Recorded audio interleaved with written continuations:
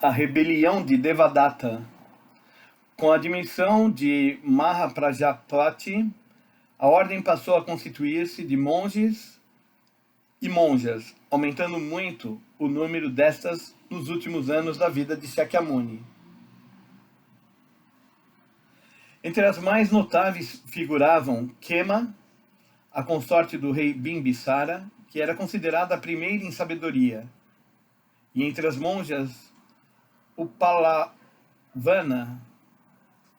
filha de um mercador de Savatthi, e Damandina, julgada a primeira na pregação. Durante o crescimento e expansão da ordem, porém, aconteceu um fato muito grave. Trata-se da chamada Revolta de Devadatta, que causou grande angústia ao Buda nos seus últimos anos. Examinemos os motivos e circunstâncias que levaram à revolta. Devadatta, cabe lembrar, era um dos nobres da tribo Shakya, convertidos por ocasião da visita de Shakyamuni a Kapilavastu. Era primo do Buda e irmão do famoso discípulo Ananda.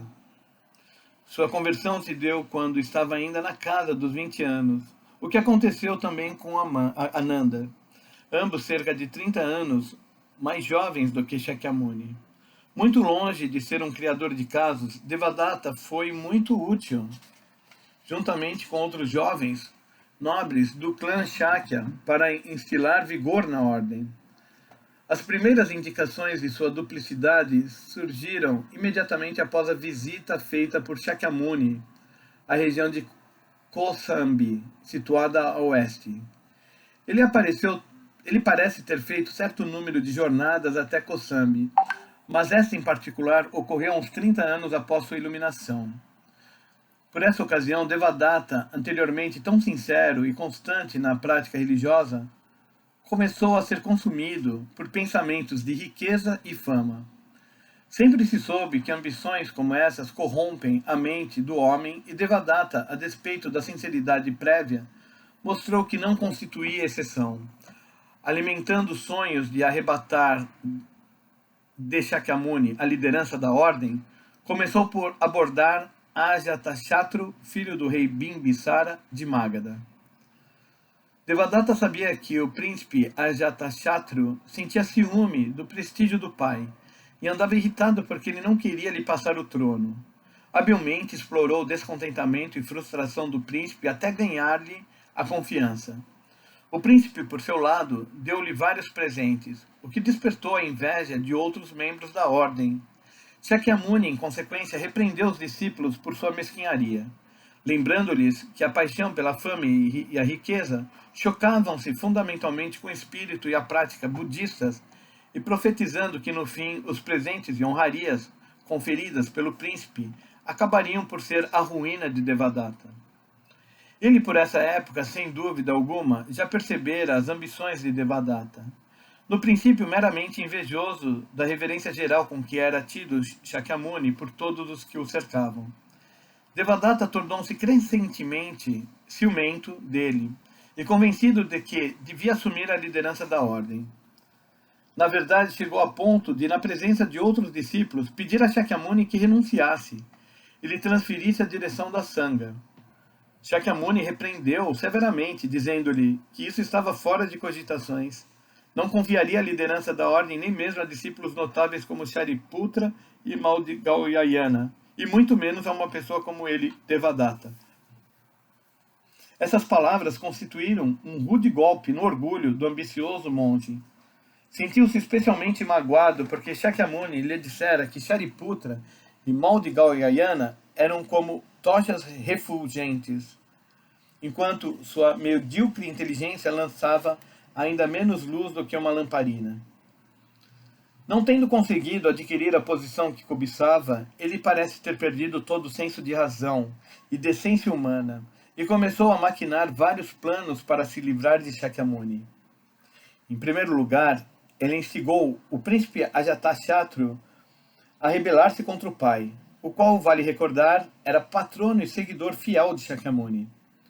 O príncipe, convencido de que a longevidade do pai lhe vedaria o trono para sempre, mandou aprisionar o velho rei e matá-lo pela fome, ocupando-lhe o cargo como governante de Magadha.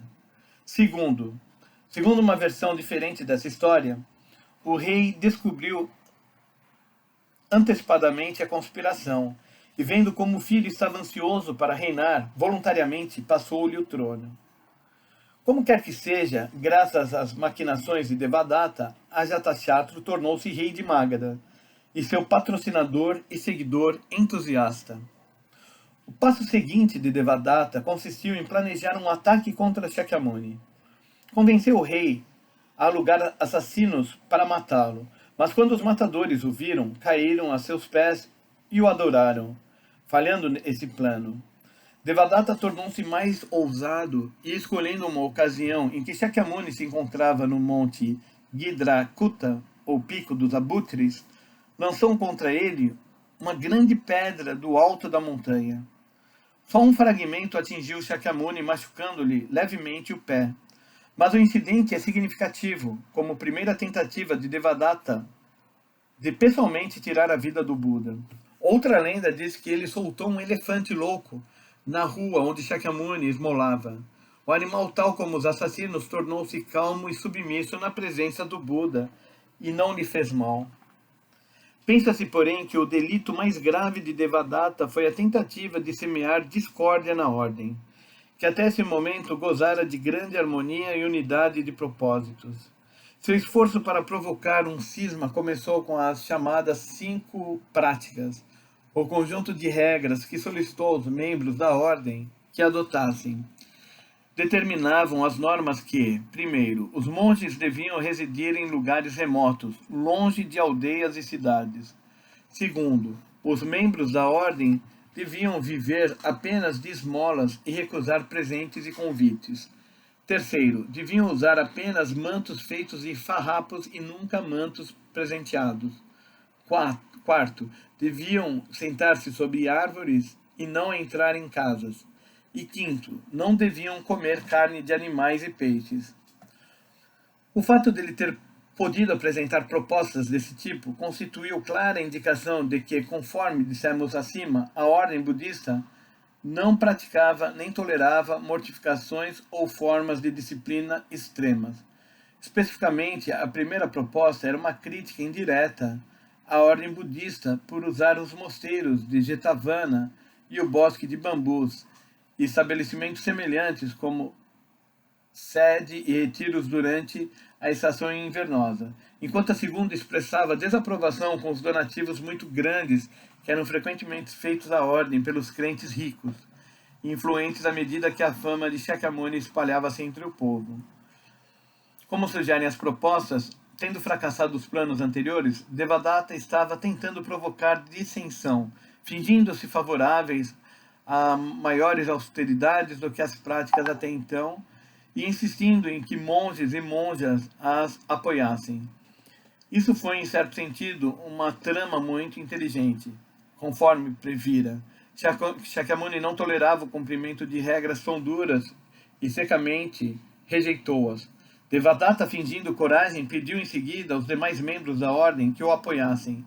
Atraídos pelos princípios de pureza e austeridade por ele defendidos, diz a lenda, cerca de 500 membros recém-ordenados deixaram a ordem e seguiram-no para Gayasisa. Foi esse o primeiro cisma a ocorrer na história da Sangha. A moral desse episódio parece ser que homens ambiciosos, proclamando princípios elevados e parecendo de fé mais pura que as pessoas à sua volta, são capazes de enganar e desencaminhar os demais. Enfatiza mais do que nunca o truísmo de que não se pode julgar um homem apenas por suas palavras. É uma pena que na história da humanidade apelos a uma maior pureza e fidelidade a princípios nobres tenham sido usados tantas vezes por hipócritas como instrumentos para ludibriar os demais e promover seus próprios interesses. Habilmente explorando as fraquezas psicológicas de alguns, Devadatta pôde ocasionar um cisma temporário na ordem. Shakyamuni, porém, enviou seus discípulos mais confiáveis, Shariputra e Madhyayanana, a fim de pregar aos dissidentes. Os 500 monges, percebendo o que se escondia por trás das pretensões de Devadatta, logo voltaram ao rebanho.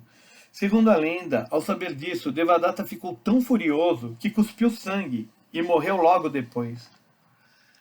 Devido à monstruosidade de seus atos e ao fato de, no fim, ter fracassado tão completamente, o assunto da rebelião de Devadatta é tratado com grande extensão nas escrituras budistas.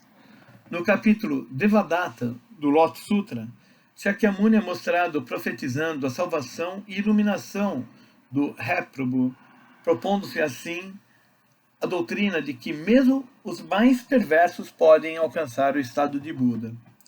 No Lotus Sutra, Devadatta, o personagem histórico, é usado para exemplificar uma tendência que é, na verdade, universal no homem. Isto porque a ambição e a ânsia de honrarias e riquezas que o levaram àqueles lamentáveis atos escondem-se também em nossa mente, como partes inerentes da natureza humana. Cegos pela ambição, corremos também o perigo de perder o autocontrole e o correto senso de perspectiva e podemos mesmo tentar satisfazer nossos desejos recorrendo à fraude e a maus atos. Mas ao mesmo tempo, o Lotus Sutra nos diz que com certeza alcançaremos o estado de Buda se aprendermos a analisar e compreender nossa própria natureza e nos dedicarmos de todo o coração aos objetivos mais nobres. O problema diante de nós, portanto, é como manter sob controle o Devadatta que habita nos recessos profundos de nossa mente e despertar o estado de Buda inerente em nós. É esse o ponto mais fundamental na prática budista, e é através do processo de tentar resolver esse problema que desenvolvemos a autêntica força de caráter. Por essa razão, o episódio que envolveu Devadatta é de grande importância para nós hoje em dia, oferecendo-nos oportunidade de pensar profundamente em nossa própria fé e estilo de vida. Quanto ao real patrono de Devadatta, o rei Ajatashatru, conta-se que ele adoeceu gravemente como consequência de suas más ações. Mas arrependeu-se, tornou-se budista devoto e, após a morte de Shakyamuni, continuou a trabalhar diligentemente pela propagação da fé. Tornou-se muito conhecido posteriormente pelo papel que desempenhou ajudando a coletar e pôr em ordem as escrituras budistas.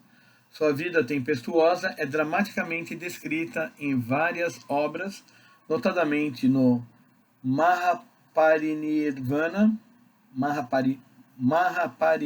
Sutra, ou Sutra do Grande Nirvana. Mas não nos alongaremos mais aqui sobre esse assunto.